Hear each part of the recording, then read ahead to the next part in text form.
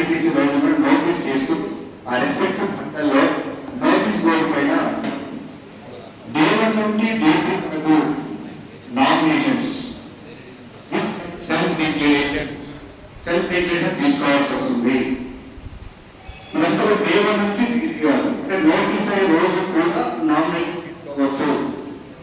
End of day 3 nominations లో మన ఇక్కడ ఫామ్ నెంబర్ ఎంపీటీసీకి కానీ సర్పంచ్కు ఫామ్ నెంబర్ 3 ఉంటుంది.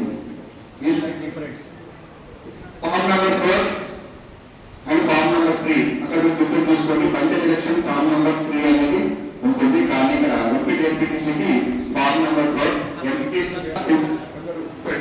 సార్ కొంచెం ఇక్కడ సర్పంచ్ వాళ్ళు కూడా ఉన్నారు. మీరు కాబట్టి డిఫరెన్సెస్ తీసుకుంటే మన ఎలక్షన్స్ కానీ డిఫరెన్స్ చూసుకోండి. ఇక్కడ డిఫరెన్స్ అని తెలుసుకోండి. Okay, nomination affidavits form number 4 part 1